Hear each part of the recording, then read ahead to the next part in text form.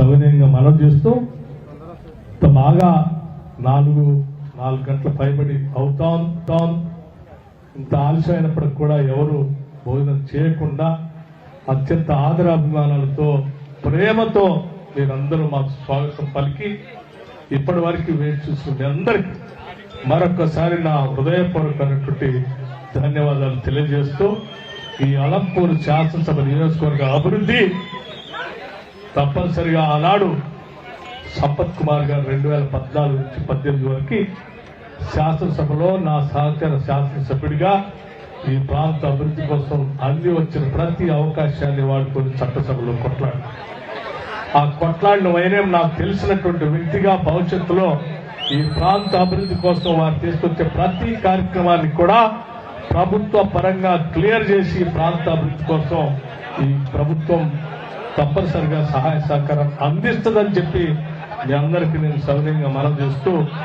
మీ అందరికి మరొక్కసారి నా హృదయపూర్వకమైనటువంటి ధన్యవాదాలు తెలియజేయడమే కాకుండా మీ అందరి సమక్షంలో ఈరోజు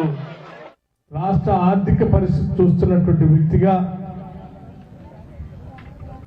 ఎలక్ట్రిసిటీ శాఖను చూస్తున్నటువంటి వ్యక్తిగా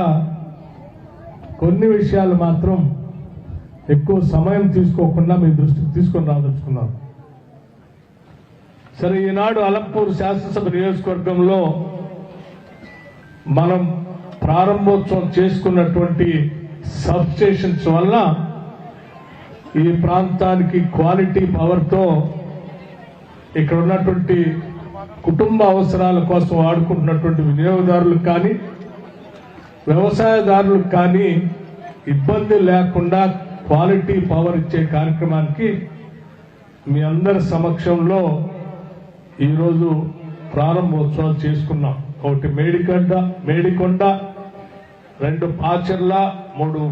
పుల్లూరు, జోలకల్ సబ్ స్టేషన్స్ తో పాటు ఇంకొక పెద్ద sub station Erravalli 220/132/33 kV sub station ని ఇది దాదాపు 150 కోట్ల రూపాయలతో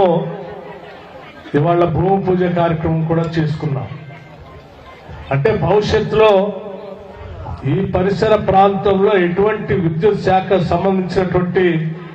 ఎంత అవసరం ఏర్పడినా ఎటువంటి ఇబ్బంది లేకుండా ఉండేటట్టుగా తీసుకోవాల్సిన చర్యలన్నీ తీసుకున్నాం. గతంలో కాంగ్రెస్ ప్రభుత్వం వస్తే కరెంటు కష్టాలు వస్తాయి, కరెంటు రావు అని చెప్పి టీఆర్ఎస్ పార్టీ నాయకత్వం చాలా సందర్భాల్లో మాట్లాడి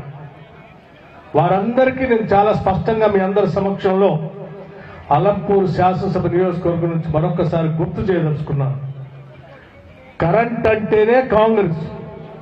కాంగ్రెస్ అంటేనే కరెంటు, ఉచిత కరెంటు పేటెంట్ కాంగ్రెస్ ప్రభుత్వానికి ఆనాటి కాంగ్రెస్ ముఖ్యమంత్రి డాక్టర్ వైఎస్ రాజశేఖర రెడ్డి గారు 2004లో మనం అధికారం వచ్చిన మరుక్షణమే మొట్టమొదటి సంతకం